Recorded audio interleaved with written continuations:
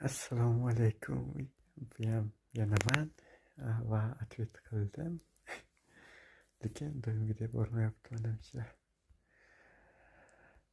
Sog'lig'ing yaxshimi? Qandaysan, yaxshimisan?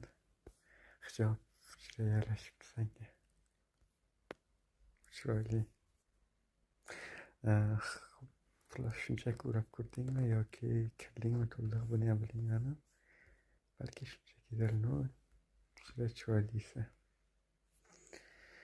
San so'g'inimman O'zbekistonga